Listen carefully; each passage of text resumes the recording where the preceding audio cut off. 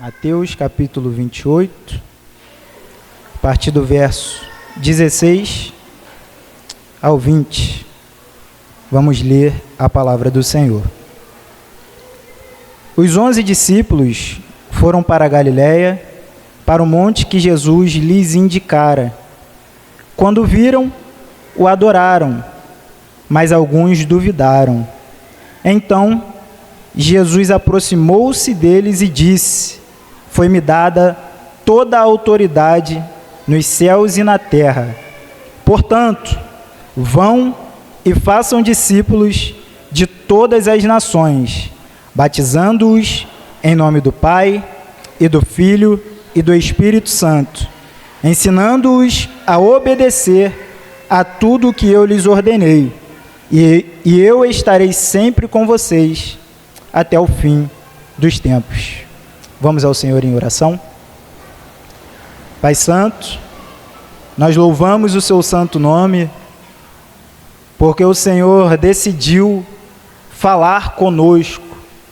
O Senhor decidiu falar por meio da sua palavra e revelar, ó Deus, aos homens o conhecimento do Senhor. O Senhor decidiu nos revelar, ó Deus, a sua vontade. Aqui, através das Escrituras, Senhor, nós percebemos que é a orientação do Senhor acerca de como nós devemos viver, andar. Existem orientações para todas as circunstâncias de nossas vidas. E nessa manhã nós queremos aprender um pouco mais da sua palavra, aquilo que o Senhor tem para nós, ó Deus. Rogamos a sua graça, o seu favor, que seu Espírito possa agir nos nossos corações. Coloco-me à sua disposição. Declaro minha dependência do Senhor para o êxito, ó Deus, da sua palavra no coração do seu povo. Que o Senhor nos ajude, em nome de Jesus. Amém. Irmãos, esse texto aqui é um texto bem conhecido, né? A Grande Comissão. Um texto que muitos irmãos aqui conhecem, né? E eu quero iniciar dizendo que com esse texto aqui a gente aprende, né, que o reino de Deus, ele há de continuar avançando, e Deus quer que o seu reino continue avançando através das nossas vidas. E nós vemos no início do livro de Mateus que o grande propósito da vida de Jesus era inserir pessoas nesse reino eterno, era salvar as pessoas e também inserir essas pessoas no seu reino eterno. Então Jesus, quando veio a essa terra, né, os seus dias aqui nessa terra, ele foi intencional em tudo aquilo que ele fez. Desde a profecia a respeito da sua vida, né, a profecia já era que o anjo chega para Maria e diz que ele seria o salvador do seu povo, né? Então o propósito de Jesus era esse: salvar um povo pecador e inserir essas pessoas no seu reino. A gente vê isso em diversas partes. No anjo, quando fala com Maria, nós vemos também na mensagem de Jesus. Jesus proclama a respeito do reino de Deus. A gente vê isso na pregação de João Batista, né? Então, assim, o propósito de Jesus era esse: salvar as almas e inserir essas almas no seu reino. Contudo, com a rejeição de Jesus e a sua morte, parece que o reino acabou por aí.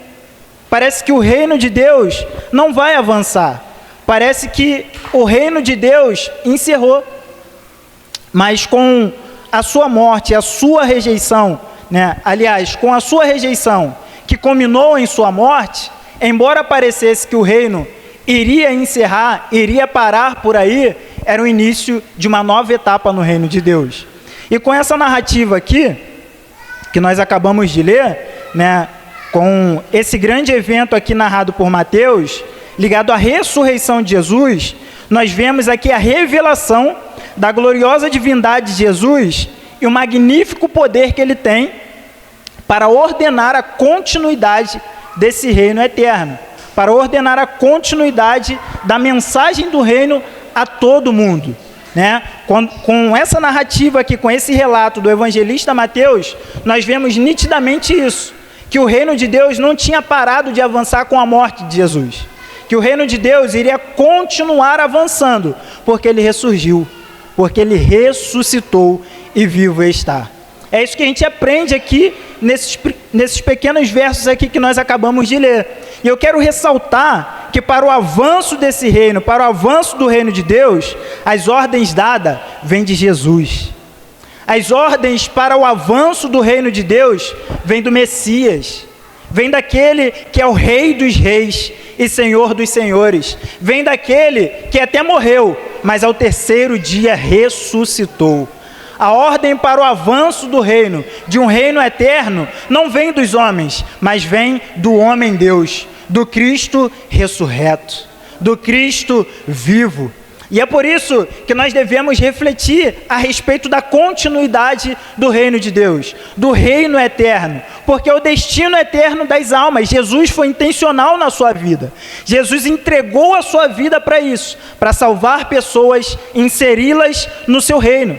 E nós devemos refletir a respeito das nossas próprias vidas. Será que nós temos sido intencional a respeito da nossa missão, do comissionamento que o Senhor nos responsabilizou? Né?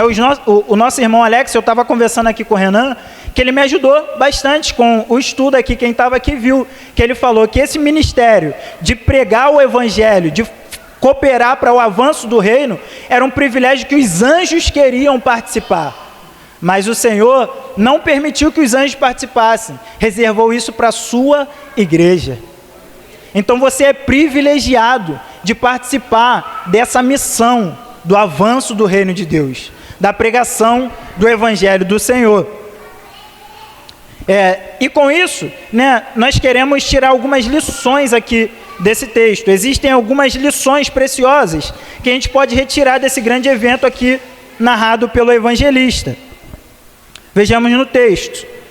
O verso 16 diz assim, ó: os 11 discípulos foram para a Galiléia, para o monte que Jesus lhes indicara. A primeira lição aqui que a gente vê nesse texto é a intenção de Jesus, né, e a perseverança, né? Jesus tinha a intenção de encontrar esses discípulos depois de ressurreto para comissioná-los, né? E nós vemos aqui que por diversas vezes, aliás, sendo mais específico, por 3 vezes, ele é incisivo, ele insiste em que os seus discípulos estivessem na Galiléia para encontrá-lo nesse monte, a fim de que ele desse continuidade naquilo que ele tinha para eles. Eu queria que você abrisse aí para a gente, no capítulo 26, no verso 32, de Mateus mesmo.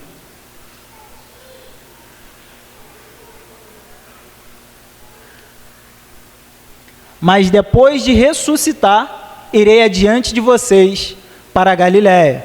Então aqui, Jesus está orientando os seus discípulos antes da sua morte. Ele está falando para os discípulos: mas depois de ressuscitar, irei adiante de vocês para a Galiléia. Irei encontrar vocês na Galiléia. Eu vou morrer, né? Onde me perseguir, eu vou morrer, mas ao terceiro dia após a ressurreição, eu quero encontrá-los, porque eu tenho uma missão para vocês. Jesus tinha uma missão de dar continuidade a esse reino. E esse comissionamento, né, essa missão, esse avanço do reino só seria expandido após a sua morte e ressurreição. E é por isso que ele tem intenção de encontrar os discípulos na Galiléia. E o segundo momento que Jesus, né, enfatiza é o momento em que ele usa os anjos para avisar as mulheres. Coloca para a gente no capítulo 28, versos 6 e 7, por favor. Olha lá, ó. Ele não está aqui, ressuscitou, como tinha dito. Venham e vejam o lugar onde ele jazia. Vão depressa e digam aos discípulos dele: ele ressuscitou dentre os mortos e está indo adiante de vocês para a Galiléia. Lá vocês o verão, e como eu disse a vocês. Então perceba que Jesus tinha a intenção que eles estivessem lá na Galiléia. Eles estavam em Jerusalém, Jesus tinha a intenção de encontrá-los na Galiléia, para dar uma missão para eles, para informá-los, né, para comissioná-los, para ordená-los a dar continuidade no avanço do reino. E no terceiro momento que Jesus enfatiza isso, é no verso 9 e 10. Põe no 9, por favor. De repente, Jesus as encontrou e disse: salve! Elas se aproximaram dele, abraçaram-lhe os pés e o adoraram. Então Jesus lhes disse: não tenham medo, vão e digam aos meus irmãos que se dirijam para a Galiléia, lá eles me verão. Então perceba que Jesus, ele aparece a elas e reforça essa ideia de que ele desejava ver os seus discípulos na Galiléia, né? E o que fica aqui para a gente, que é importante a gente ressaltar, é a obediência dos discípulos, porque Jesus avisa eles antes da sua morte, depois eles recebem a orientação das irmãs, que recebem essa orientação dos anjos, e depois do próprio Senhor, né, que eles deveriam estar na Galiléia. E após essas indicações específicas de Jesus, chega esse período que Jesus já os havia antecipado, e em obediência eles saíram de Jerusalém e foram para a Galiléia. Então, assim, algo que a gente vê como virtude na vida de todos aqueles que são comissionados, receberam a missão para o avanço do reino, é a obediência. Uma das virtudes que a gente vê aqui, né, é a primeira marca que nós vemos na vida dos comissionados, é a obediência ao rei, apesar das circunstâncias. Porque pensa como era difícil para eles, né? Eles estavam numa situação completamente delicada, né? Perseguiram o seu mestre, eles viram diante dos seus olhos aqueles que eles estavam depositando esperança, né, da sua própria vida. Muitos largaram tudo que tinha, né? E aí, de repente, diante dos seus olhos, eles veem seu mestre crucificado, morto, né? Passando a humilhação que Cristo passou. Então, provavelmente foi um desafio para eles, mas mesmo assim Jesus insiste para que eles estivessem lá, porque após a sua ressurreição haveria uma comissão, haveria continuidade do reino, né? Então, assim, nós vemos a primeira marca aqui na vida dos comissionados, a obediência ao rei, apesar das circunstâncias.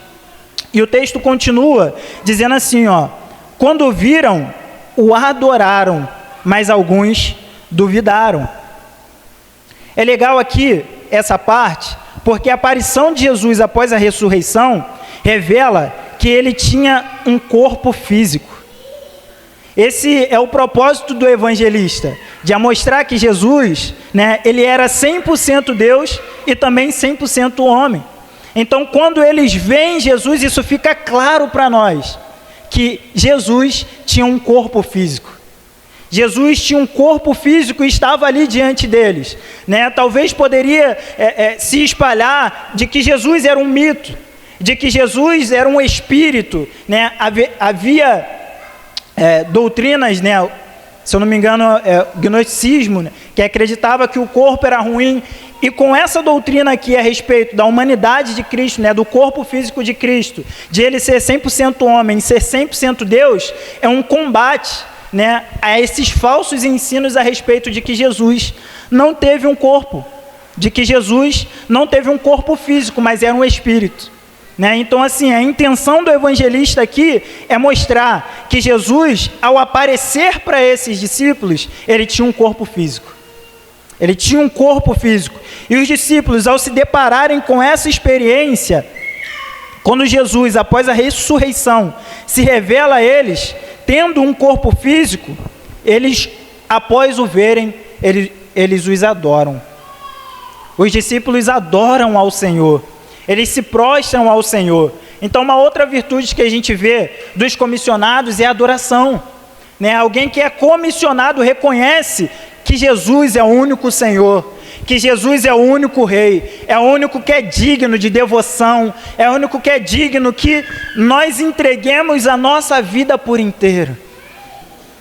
Então, após essa experiência, por mais delicada que fosse, quando eles se deparam com Jesus, quando eles veem Jesus, eles se prostram, eles se rendem, eles o adoram, né? E na continuidade, E é legal, né? Sem passar, é legal ver que essa experiência dos discípulos é parecido com a experiência das Marias, nos versos anteriores. Veja comigo no verso 8, volta um pouquinho para a gente.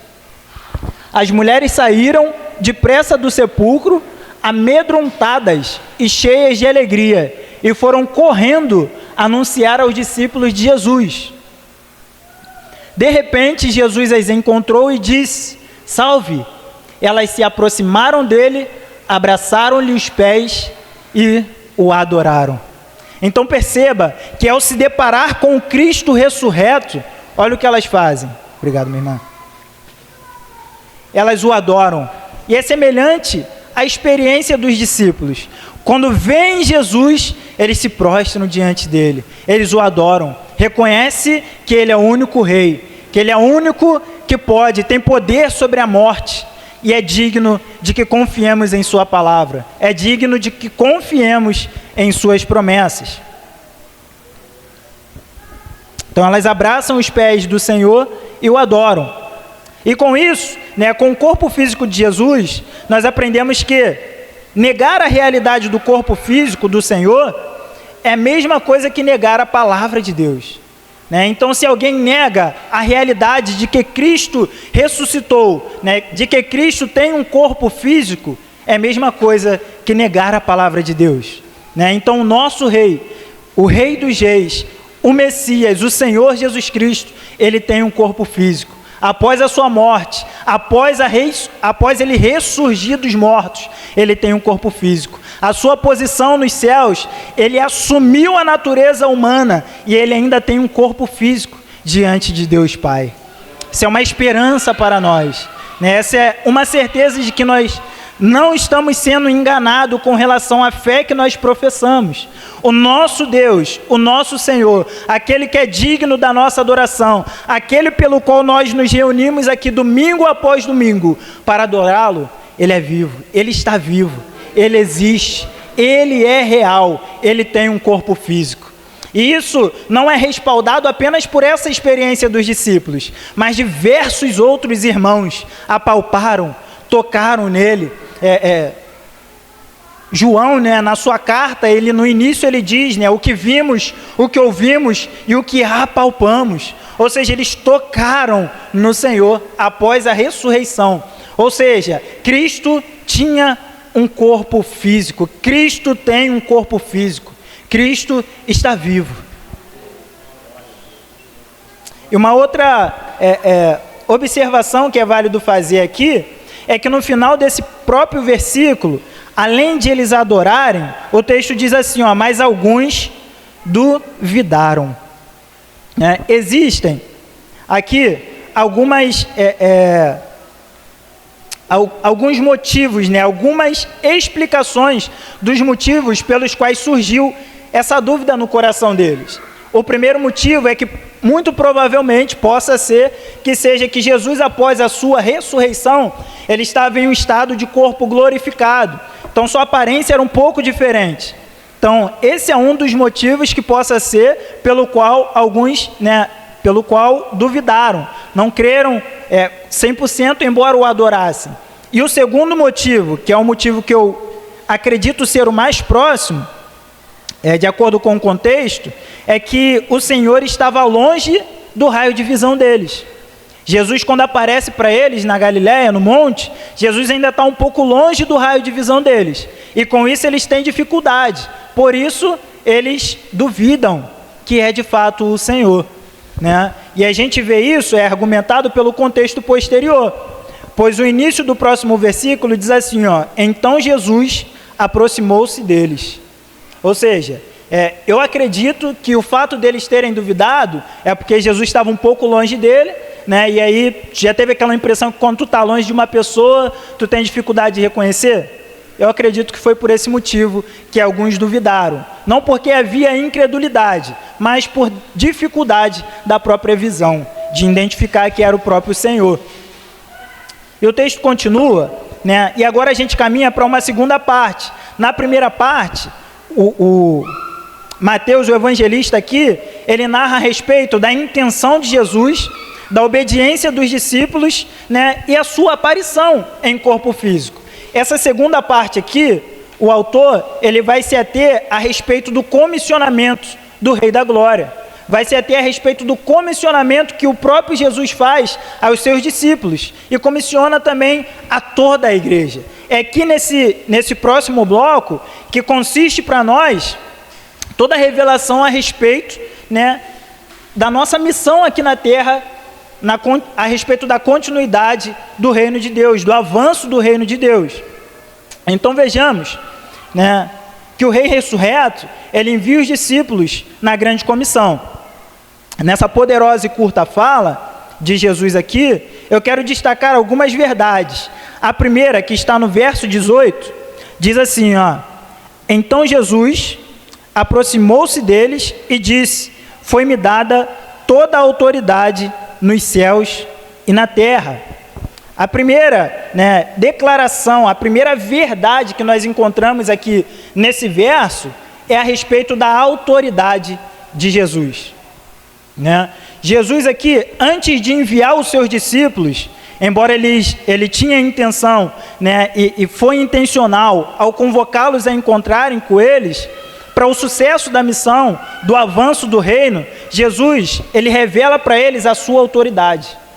Ele coloca diante deles a sua autoridade. Então, antes dele os enviar, ele se aproxima deles e declara a autoridade que ele tinha sobre todas as coisas. E aqui está a base, o fundamento que os discípulos deveriam andar.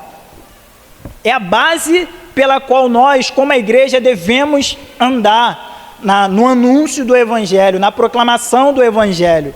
A autoridade para dar continuidade no avanço do reino não vem de nós, não vem de pessoas pecadoras como nós, não vem de nós, mas vem do próprio Cristo, vem do próprio Senhor. A autoridade para nós avançarmos na proclamação do reino de Deus vem do próprio Cristo, vem do próprio Senhor, e é isso que ele fala nesse verso que nós acabamos de ler, porque não existe nada no mundo que não esteja sob o poder e a jurisdição de Jesus Cristo.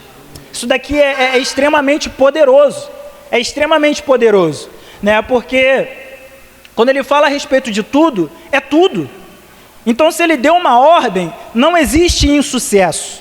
Se nós vamos, né, cooperar no avanço do reino de Deus, na proclamação do Evangelho, não existe insucesso, porque não é sobre as nossas autoridades, não é sobre as nossas competências, não é sobre as nossas qualificações e qualidades, é sobre a autoridade daquele que tem todo o poder e jurisdição para ordenar e fazer com que aconteça. Então é isso que Jesus revela aqui aos discípulos, a base da comissão, né? Ele dá aqui a jurisdição para os discípulos, falando que todo o poder, toda a autoridade me foi concedida nos céus, na terra, debaixo da terra, pelo meu Pai. E isso eu dou a vocês. Essa é a base que vocês devem se agarrar. Essa é a base pela qual vocês devem se apegar. E ele demonstrou essa autoridade em diversos momentos nessa narrativa do livro de Mateus. Ele demonstrou essa autoridade em seus ensinos. Lembra do Sermão da Montanha? Lá no iniciozinho, né, do capítulo 5, começa capítulo 6, no final do capítulo 7, o povo, após ser exposto ao seu ensino, o que o povo diz? Nossa, ele fala como alguém que tem autoridade. Né? Então a autoridade que Jesus tinha sobre todas as coisas ficou clara nos seus ensinos, nas curas que ele realizou. Jesus realizou diversas curas, e isso evidencia que ele tinha autoridade sobre toda a enfermidade, toda a doença. Ele é o Criador e por isso ele tem autoridade para curar, não apenas na cura, mas também nos pecadores perdoados. Quantas pessoas ele chegou e ele disse, né, para que saibam que o Filho do Homem tem poder para perdoar pecado, né, eu digo, levanta, né, seja perdoado, continue, arrependa-se dos seus pecados, né, segue a sua vida.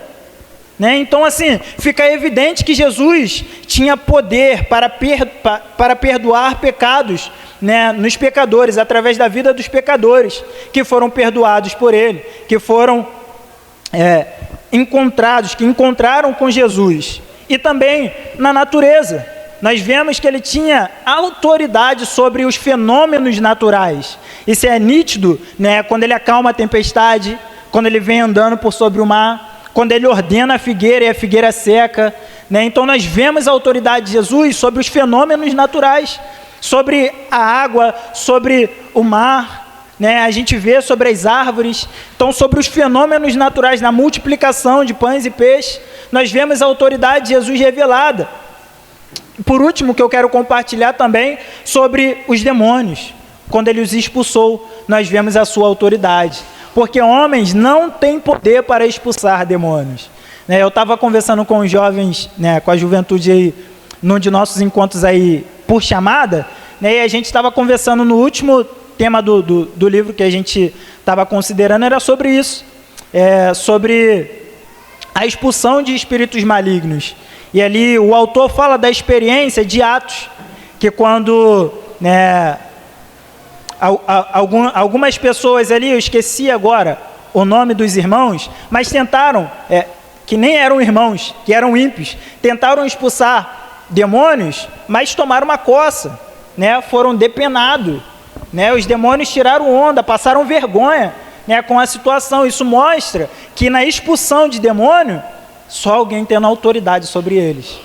Né? Então, quando Jesus expulsa os demônios, ele demonstra a sua autoridade. E é sobre essa base que ele envia os seus discípulos. Isso daqui é uma força que nós temos para entender que tudo aquilo que nós precisamos já foi providenciado através da autoridade de Jesus Cristo. Então, para que o reino avance, é necessário nós confiarmos e passarmos a proclamar esse reino na base, nesse fundamento, que é a autoridade do Senhor Jesus Cristo. Então, a condição primária, né, a condição básica para o êxito na grande comissão é confiar na autoridade do Rei ressurreto. Então, para nós termos, né, êxito, sucesso no nosso proclamar do Evangelho, nós temos que confiar na autoridade de Jesus Cristo, na autoridade desse Rei, que comissionou os homens. Segunda parte está no verso 19, que diz assim: portanto, vão e façam discípulos de todas as nações, batizando-os em nome do Pai, e do Filho, e do Espírito Santo. Aqui está o propósito da missão diante de nós. Jesus primeiro lança os fundamentos. Vocês precisam ir, né, na minha autoridade, sobre a minha autoridade. Tudo que vocês precisam encontra-se em mim. Para o êxito da missão, vocês precisam confiar na autoridade que foi me concedida. E agora, Jesus revela diante deles o propósito da missão. Portanto, vão e façam discípulos. Então aqui, né, discípulos, nessa primeira fala de Jesus, está o resumo do propósito dos discípulos, está o resumo do propósito da igreja, né, que é ao mundo fazendo discípulos, batizando-os em nome do Pai, do Filho e do Espírito Santo e ensinando, né? O propósito da igreja, o propósito dos discípulos era esse: fazer discípulos, ensinando e batizando, né? E é também o nosso propósito, é o propósito da igreja. Jesus não mandou apenas evangelizar e ganhar almas, ele mandou fazer discípulos, né? Existe próximo da gente diversas pessoas que acham que é só evangelizar, né? É só ganhar almas, lotar a igreja, encher a igreja, mas Jesus está completamente comprometido com a seriedade do destino eterno das almas e também com o avanço desse reino. E para que isso aconteça, é necessário que venhamos investir tempo discipulando pessoas, né? Essa é a parte mais difícil do evangelizar, né? Evangelizar, eu considero assim até fácil, porque você chega, semeia, né, planta semente, fala do Senhor, vai na autoridade de Jesus, fala do Senhor, a pessoa aceita, show, mas é só isso? Não. não é só isso. E Jesus demonstrou isso na prática, porque ele teve paciência com seus discípulos. Jesus chama eles para o reino eterno e por toda a sua vida, depois que ele inicia o seu ministério, ele acompanha eles de perto, formando eles. Então, formar discípulos, fazer discípulos, exige isso. Exige trabalho árduo, exige dedicação, exige entrega de tempo, exige renunciar às nossas próprias vontades para um propósito superior, para um propósito maior. E é isso que Jesus pede dos seus discípulos, é isso que Jesus pede de nós. Esse é o nosso propósito, investir a nossa vida para fazer discípulos. Investir a nossa vida para formar homens e mulheres tementes ao Senhor, para formar homens e mulheres seguidores de Cristo, homens e mulheres maduros na fé, experimentados, alguém que renuncia a tudo por amor a Jesus. Então não é só apenas falar do Senhor, não é apenas falar que o Senhor salva, que o Senhor perdoa dos pecados, mas é falar que, embora a salvação seja gratuita, o Evangelho, o discipulado, vai te exigir tudo. Vai te exigir entrega total. Vai te exigir renúncia da sua própria vida. Então esse era o propósito dos discípulos e hoje ainda é o propósito da igreja.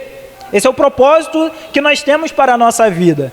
Então, assim, eu quero incentivá-los a vocês serem intencionais nos seus relacionamentos, sejam com os irmãos que estão aqui, sejam com outros irmãos espalhados. Seja intencional, invista na vida dos irmãos, proclamem o Evangelho, deixe eles participar da sua vida, proclame as verdades de Jesus, façam discípulos. Esse é um chamado para a igreja. E é dessa forma que Jesus faz o seu reino continuar avançando. E o texto continua dizendo, na verdade o próprio 19, diz assim, portanto, vão e façam discípulos de todas as nações. Esse de todas as nações aqui, fala do alcance dessa missão. Jesus comissiona eles, e fala, vão e façam discípulos. E agora Jesus está informando para eles o alcance dessa missão, até onde essa missão vai chegar.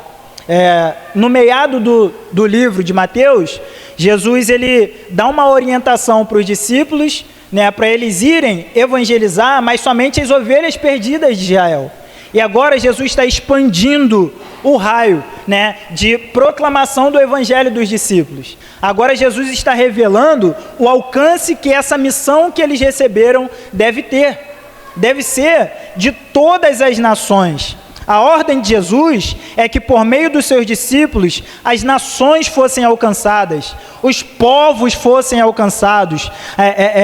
Onde houver um povo, onde houver uma língua, onde houver uma cultura, onde houver uma raça, Jesus está comprometido de que essas pessoas sejam alcançadas através dos seus discípulos, através do seu povo.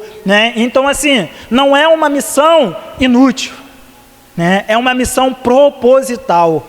É uma missão proposital que Jesus propôs a eles, e ele está interessado no alcance dessa missão.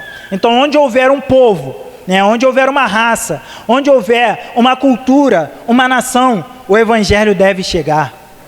É uma oportunidade para proclamar que Jesus é o Rei dos Reis e Senhor dos Senhores, que Ele tem um reino eterno para os homens, que através da sua vida, morte e ressurreição, Ele providenciou salvação. Ele deseja tirar as pessoas do pecado, da condenação eterna e levá-los para o seu reino eterno. Esse é o alcance que Jesus deseja. Sendo assim, o alcance da missão, nós vemos que é ilimitado. Não tem limite. É por isso que Jesus diz que é sobre a sua autoridade.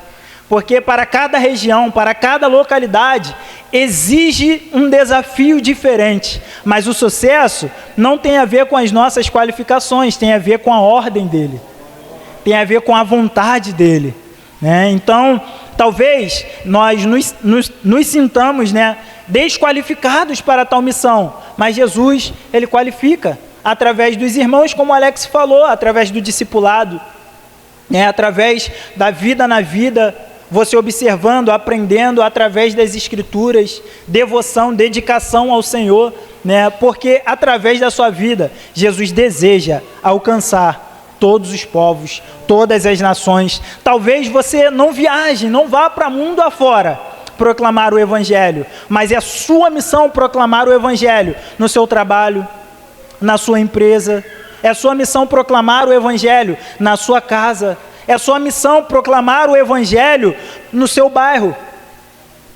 Tem crentes, tem cristãos, que às vezes as pessoas do bairro onde ele mora nem sabem que eles são cristãos, que não estão comprometidos com a mensagem do Evangelho, não estão compromissados com essa missão que Cristo os entregou.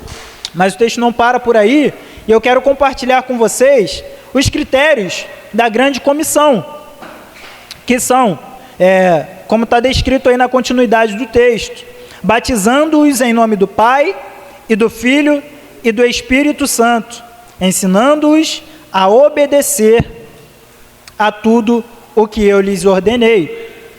Então perceba que o critério aqui da grande comissão, o primeiro critério da grande comissão é batizar em nome do Pai, do Filho e do Espírito Santo.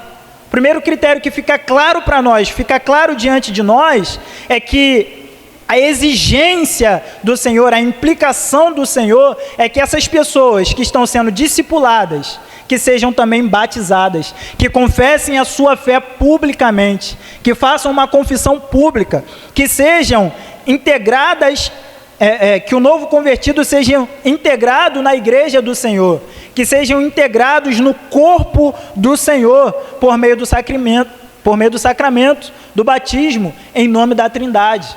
Então perceba que a implicação para avançarmos, com a grande comissão é de nós inserirmos os novos convertidos na igreja. Ou seja, com isso, não existe discípulos de Jesus à parte do corpo de Cristo. Não existe discípulos desegrejados. Não existe discípulos que estão envolvidos com a missão que não queiram se envolver com a igreja, que não queiram participar dessa confissão pública, que não queiram participar desse corpo místico de Jesus, que é a igreja, desse corpo físico de Jesus, que é a igreja. Então, assim, não existe discípulos verdadeiros fora do âmbito da igreja. E aí, nós vemos que, além de ser ensinado a guardar, ele precisa também ser ensinado a obedecer. Ou seja, um verdadeiro discípulo é obediente. A continuidade do texto mostra isso. Passa para a gente, por favor. Ensinando-os a obedecer a tudo o que eu ordenei a vocês. Além de Jesus orientar os seus discípulos e a sua igreja, que existe a necessidade de inserir esses irmãos no corpo, através do batismo, através da consideração desse sacramento, também exige essa exigência, esse critério de ensiná-los a obedecer a todas as coisas. Então, também é nossa missão cooperar no ensino de outros irmãos. Não existe nenhum dos irmãos que estão aqui diante de mim, não existe nenhum cristão que não saiba nada que não possa ensinar a uma outra pessoa que saiba menos ainda. Então, assim, existe em nós essa missão de não apenas inserir esses irmãos na igreja, mas também de cooperar no ensino. E disso tira a responsabilidade dos irmãos mais experimentados que estão à frente, que fazem parte do presbitério. Essa responsabilidade, perceba que Jesus não está dando aqui apenas para os discípulos em específicos, mas Jesus quer que eles deem continuidade, que outros aprendam para continuar dando continuidade. E essa responsabilidade a gente não pode exigir apenas do pastor, apenas do Alex, apenas dos irmãos que estão à frente aqui ensinando, mas é também um compromisso que nós precisamos assumir. Nós estamos aprendendo, estamos sendo expostos às Escrituras. Então nós devemos nos comprometer para que nós também façamos parte, né, dessa grande missão, que é ensinar os novos convertidos a guardar todas as coisas. E é interessante essa fala de Jesus, porque ele diz que...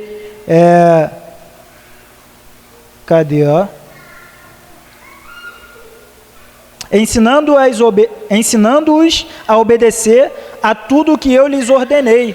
Ou seja, não é somente as partes que são mais fáceis de ensinar.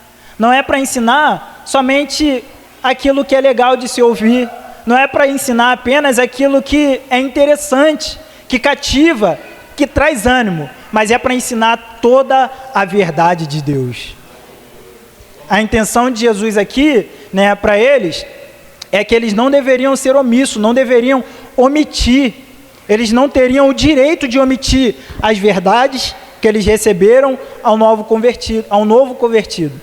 Né? E essa também é a nossa missão, de falar não apenas partes que são convenientes, mas de sermos compromissados com a verdade, de ensinar toda a verdade de Deus. Doa o que doer, ofenda quem tiver que ofender, devemos falar de toda a verdade de Deus, ainda que isso nos custe a vida.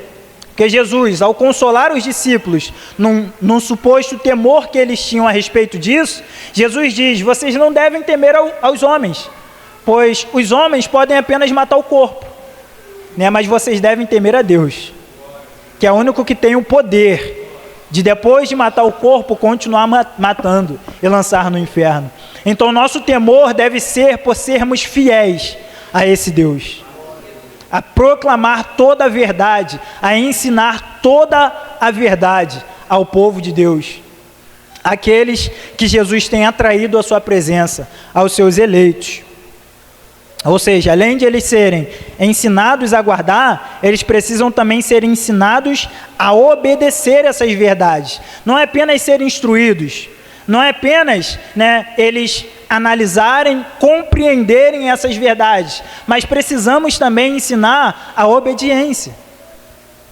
E isso só se é ensinado através da prática. Só é ensinado através da prática, né? Não tem como a gente ensinar uma pessoa a respeito de obediência de uma questão que nós não praticamos aquela questão, né? Então devemos ser consistentes, coerentes com as nossas falas. Devemos ensinar a obedecer pela vida de obediência que nós temos. E isso aqui está em concordância, né, com a experiência dos discípulos, porque no verso 16, abre para a gente, por favor. Verso 16 diz, os 11 discípulos foram para a Galiléia, ao monte que Jesus lhes indicara. Ou seja, embora fosse uma situação delicada para eles, eles foram obedientes. Eles foram fiéis. Eles honraram, né? O Senhor disse que queria encontrá-los, e eles estavam lá, né? Então, assim, os discípulos, eles teriam que ensinar obediência, assim como eles foram obedientes, mesmo em meio às falhas, né? Permita que as pessoas vejam as falhas da sua vida, seus erros, seus pecados, né? Para que elas aprendam que mesmo falhando, nós nos arrependemos dos nossos pecados, porque estamos no processo de santificação, estamos no processo de progresso, né? Nesse amadurecimento da nossa vida cristã, da nossa vida de santidade. Então deixa que as pessoas vejam, ensine a obedecer. Essa era a missão que eles receberam, de ensinar, mas não apenas, né, que os novos convertidos, que aqueles que fossem alcançados, tivessem conteúdo, mas que aprendessem a obedecer, a serem fiéis a esse Rei dos Reis e Senhor dos Senhores. E por último, e não menos importante, nós vemos aqui um incentivo para o cumprimento da grande comissão, que está no finalzinho do texto. Diz assim, e eu estarei sempre com vocês até o fim dos tempos. Não menos importante está aí diante de nós.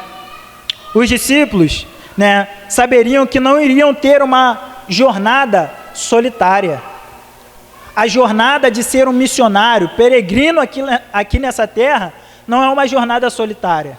Por mais que pareça que às vezes você precise se retirar, você precise estar à parte, a sós com Deus, talvez você não faça boas amizades ali no mundo, seja odiado nos lugares que você passa. A jornada cristã, a jornada missionária, não é uma jornada solitária. Porque esse Cristo ressurreto, o Rei dos Reis, que tem um corpo físico, que está sentado à destra do Pai, ele prometeu: eu estarei sempre com vocês. Jesus esteve com os discípulos e ele está com a sua igreja. Ele está conosco hoje. Ele está conosco. Então esse é um consolo, isso é algo poderoso para nós, para nos fazer avançar, para nos fazer progredir nessa missão que ele deu a nós de avançar com o seu reino. Então a missão não é uma missão solitária, porque o Rei ressurreto disse que estaria com seus discípulos sempre, todos os dias, até o fim dos tempos. É todos os dias até o fim dos tempos. São todos os momentos, até nos momentos que você não sente, porque não é sobre sentir, é sobre confiar de que aquele que prometeu, nem a morte tem poder de anular a sua promessa. Nem a morte teve poder de o impedir de realizar aquilo que ele tinha para realizar. Então, nós devemos confiar de que ele há de estar conosco. E se ele está conosco, tem todo o poder, toda a autoridade, não existe falha na missão. A missão será bem sucedida. A igreja há de avançar, o reino há de crescer. O que pareceu que era o fim do reino, nós vemos aqui que é o avanço do reino. Era o início de um novo ciclo do reino. Agora Jesus, após a sua morte e ressurreição, ele poderia, alcançar todos os povos de todas as nações, poderia fazer mais discípulos dele mesmo, através dos seus discípulos, através do seu povo, através da igreja. Então nós vemos isso, que Jesus estaria sempre com eles, todos os momentos, todos os dias da sua vida, e também estar com a sua igreja. Ou seja, a presença de Jesus é contínua em todo lugar.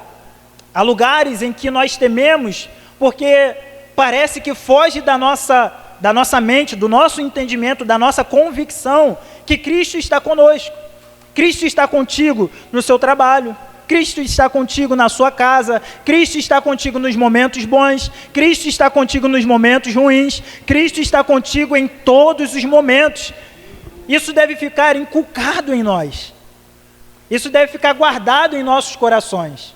O Deus a quem você serve não é um Deus que te abandona nos momentos mais difíceis, que sai quando você passa por dificuldade e perseguição. Nós vimos aqui na semana passada a experiência de Daniel, na cova dos leões. Nós vemos que Deus não impede de ele entrar na cova dos leões, mas Deus estava ali com ele. Deus entra ali com ele. Deus às vezes não vai nos livrar dos momentos delicados, dos momentos difíceis, mas nós temos essa promessa de que ele estará conosco todos os dias, para sempre, continuamente, constantemente. Ele nunca há de nos desamparará, ele jamais nos deixará, seja na vida ou seja na morte. Ele conosco sempre há de estar.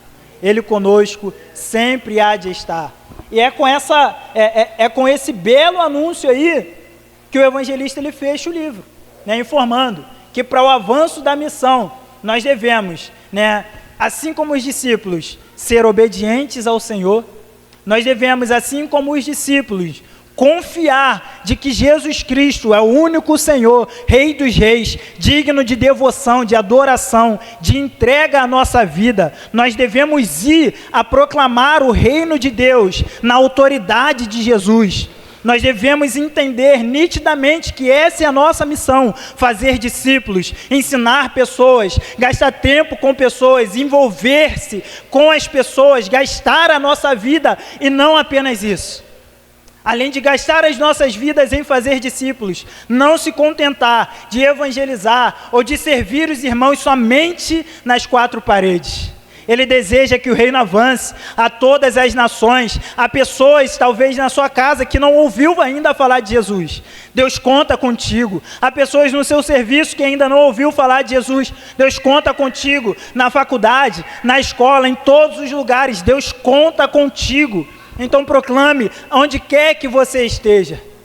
E se alguém vier ao Senhor, não se esqueça, se a palavra do Senhor germinar no coração dessa pessoa que você evangelizou, não se esqueça da necessidade de poder contar com a igreja, de falar da importância de inserir essa pessoa na igreja, no corpo de Cristo. Fale para ela do batismo, do sacramento, da necessidade da confissão pública.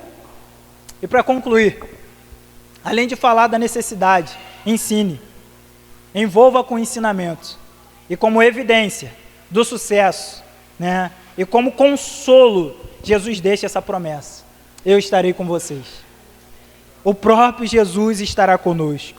O Cristo ressurreto, aquele que veio como prometido, aquele que viveu como orientou as Escrituras, aquele que morreu em nosso lugar, embora não houvesse pecado em sua vida, e ressurgiu para a justiça, para a reconciliação.